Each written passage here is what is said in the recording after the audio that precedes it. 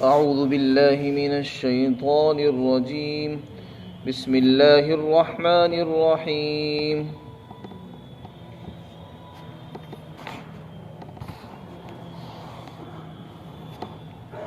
واذكر عبادنا إبراهيم وإسحاق ويعقوب أولي الأيدي والأبصار إنا أخلصناهم بخالصة ذكر الدار وإنهم عندنا لمن المصطفين الأخيار.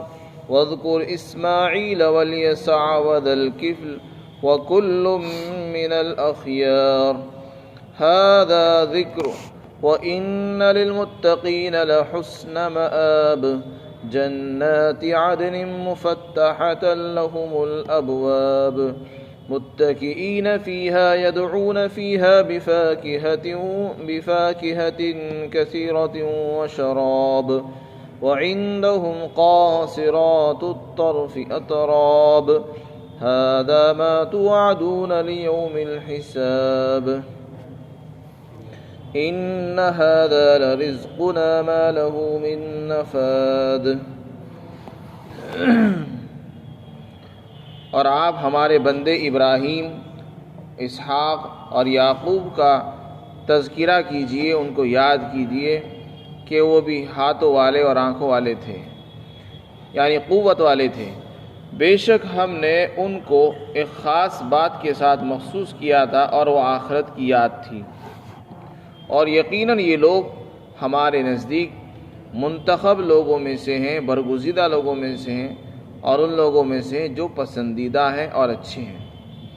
اور آپ اسی طرح اسماعیل اور یسع اور ذوالکفل کا بھی ذکر کیجئے، اور یہ سب پسندیدہ لوگوں میں سے تھے، اچھے لوگوں میں سے تھے۔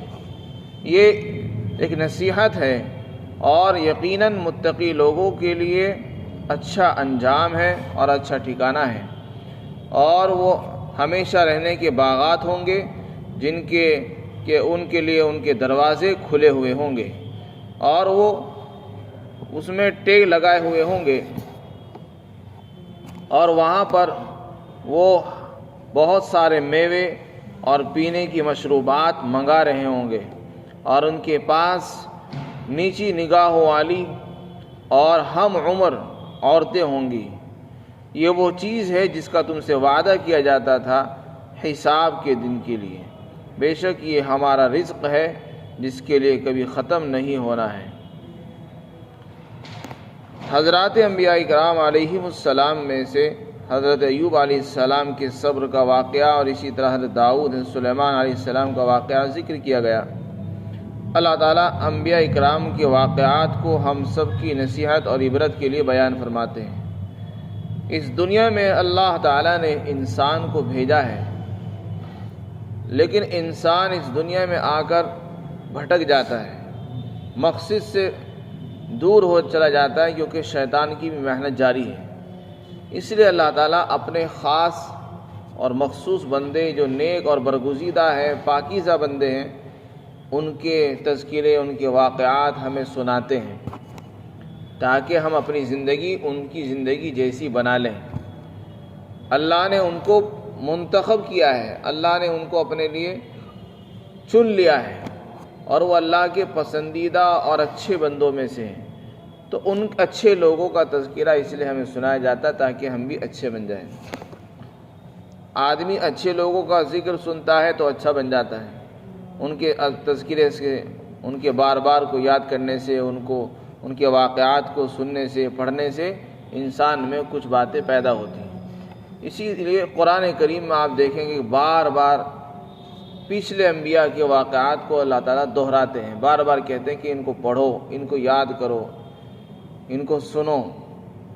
تو یہ ساری چیزیں ہمیں بتاتی ہیں کہ ہمیں انبیاء کے واقعات اور انبیاء کے قصے اور ان کے مجاہدانہ اور قربانیوں والے پر مشتمل واقعات پڑھنے چاہیے۔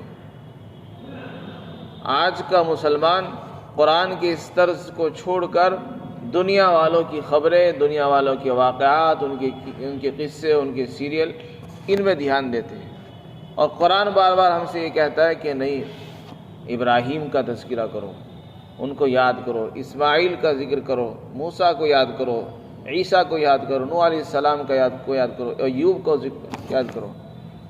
تو اللہ تو اپنے بندے، مخصوص بندوں کو یاد کرا رہا ہے، اور ہم ان لوگوں کو یاد کر رہے ہیں جو اللہ تعالیٰ کی نظر میں ذلیل ہیں، پسندیدہ بھی نہیں ہیں۔ ضرورت اس بات کی ہے کہ ہم ایسے بندوں کو یاد کریں اور ایسے بندوں کو پڑھیں، ان کو سنیں، ان کو دیکھیں جو اللہ کے نزدیک مقرب رہیں اور اللہ کے ہاں پسندیدہ ہیں، تاکہ ان کا کچھ شمع اور کچھ حصہ ہمیں بھی ان کی اقتداء کا مل جائے، اور اللہ تعالیٰ انہی کی نقل کی برکت سے ہمیں بھی قبول فرما لے اور ہماری بھی بخشش فرما دے۔ کم از کم اگر ہم ان کی نقالی کر لیں اور ان کی نقل اور ان کے طرز پر چل لیں گے تو امید ہے اللہ کی ذات سے کہ اللہ تعالیٰ ہم کو بھی کامیابی عطا فرمائے۔ چنانچہ یہاں کچھ بندوں کا ذکر فرمایا۔ اللہ تعالیٰ فرماتے کہ ہمارے بندے ابراہیم کو یاد کرو۔ یاد کرنے کا مطلب ہے ان کے چرچے کرو، ان کے قصے سناؤ، خود بھی سنو، دوسروں کو سناؤ۔ حضرت ابراہیم کا قصہ قرآن میں جگہ جگہ آ چکا ہے، یہاں صرف نام لیا گیا ہے۔ اسی طرح فرمایا اسحاق حضرت ابراہیم کے بیٹے ہیں، اور یعقوب وہ حضرت اسحاق کے بیٹے یعنی ابراہیم علیہ السلام کے پوتے ہیں۔ فرمایا اولی الایدی والابصار، یہ تینوں کے تینوں طاقت والے لوگ تھے، بڑی ہمت والے لوگ تھے۔ اللہ نے ان کو اپنی اطاعت کی قوت عطا فرمائی تھی، اللہ کی عبادت میں کبھی ہمت نہیں ہارتے تھے، جب جو بھی اللہ کا حکم ہوتا اس کے لیے فوراً تیار ہو جاتے۔ ابراہیم علیہ السلام کے واقعات، ان کی قربانیاں، ان کے مجاہدات، ان کی مباحثے سے معلوم ہوتا ہے کہ وہ کبھی ہمت نہیں ہارتے تھے، سستی نہیں کرتے تھے، کبھی انہوں نے سستی نہیں دکھائی، ہر امتحان میں کامیاب ہو گئے، اس لیے اللہ نے ان کو مقتدی بنایا اور انبیاء کا جو ہے پیشوا بنا دیا۔ چنانچہ سب ان کو اپنا بڑا مانتے ہیں۔ حضرت ابراہیم علیہ السلام سے کہا گیا اپنے بیٹے کو ذبح کرنے کے لیے لٹا دو، انہوں نے لٹا دیا۔ ان کو آگ میں ڈالنے کے لیے لوگوں نے کہا تو وہ تیار ہو گئے۔ اسی طرح لوگوں سے مباحثے کیے، اپنے گھر والوں کو چھوڑا، اللہ نے کہا کہ اپنا وطن چھوڑ دو تو چھوڑ دیا۔ ہر کام کے لیے وہ تیار ہو گئے، وطن کو چھوڑنے کے لیے، رشتہ داروں کو چھوڑنے کے لیے، آگ میں اپنے آپ کو ڈالنے کے لیے، اور اسی طرح خانہ کعبہ کی تعمیر کے لیے۔ بے شمار ان کے مجاہدات ہیں۔ اللہ تعالیٰ نے ان کو بڑھاپے میں، حالانکہ بڑھاپے میں اولاد مشکل ہوتی ہے اور نا امیدی کی شکلیں پیدا ہو جاتی ہیں، لیکن اللہ نے بڑھاپے کی حالت میں ان کو اولاد عطا فرمائی تھی، 2 بیٹے عطا فرمائے تھے۔ تو اسی لیے انہوں نے اللہ کی تعریف فرمائی، الحمدللہ الذی وہب لی علی الکبر اسماعیل و اسحاق ان ربی لسمیع الدعاء، کہ تمام تعریف اس اللہ کے لیے جس نے مجھے بڑھاپے کے باوجود اسماعیل اور اسحاق جیسے بیٹے عطا فرمائے، اور اللہ دعاؤں کو خوب سننے والا ہے۔ پھر فرمایا اولی الایدی والابصار۔ اولی الایدی کا مطلب یہ ہے کہ اللہ تعالیٰ نے ان کو اپنی عبادت کی قوت عطا فرمائی تھی، کہ وہ عبادت میں ان کو قوت حاصل تھی، اور اس قوت کی وجہ سے وہ ہر وقت اللہ کے لیے تیار رہتے تھے۔ اس کے بعد ان کی خاص صفت بیان کی کہ ہم نے ان کو خاص صفت یہ عطا فرمائی تھی کہ وہ آخرت کی یاد میں رہتے تھے۔ ذکرت دار کا کیا معنی ہے؟ علماء نے اس کے معنی یہ بیان کیے۔ حضرت مالک بن دینار فرماتے ہیں کہ اللہ نے ان کے دلوں سے دنیا کی محبت نکال دی تھی، اور دنیا کے تذکرے، دنیا کے چرچے وہ نکال دیے تھے، اور آخرت کی محبت ان کے دلوں میں ڈال دی تھی، اور آخرت کی یاد ڈال دی تھی۔ بس وہ ہر وقت آخرت کو یاد کرتے تھے، اسی کے چرچے کرتے تھے، اسی کے تذکرے کرتے تھے۔ حضرت قتادہ سے منقول ہے کہ جب وہ لوگوں سے ملتے تو لوگوں کے سامنے آخرت کا تذکرہ کرتے تھے، جب بھی کسی سے ملتے آخرت کا ذکر کرتے تھے، اور ان کو آخرت کے لیے عمل کرنے کی ترغیب دیا کرتے تھے کہ دیکھو جو بھی کام کرو اپنے آخرت کے لیے کام کرو تاکہ وہاں کام دے، دنیا کے لیے کام نہ کرو۔ تو خلاصہ یہ ہوا کہ اللہ نے ان بندوں کو آخرت کی فکر عطا فرمائی تھی، اور یہ آخرت کی فکر وہ طاقت ہے جو انسان کو دنیا کے جھمیلوں سے بچا لیتی ہے، بہت بڑی ٹینشن سے، بہت ساری مشکلات سے انسان کو بچانے والی ہے۔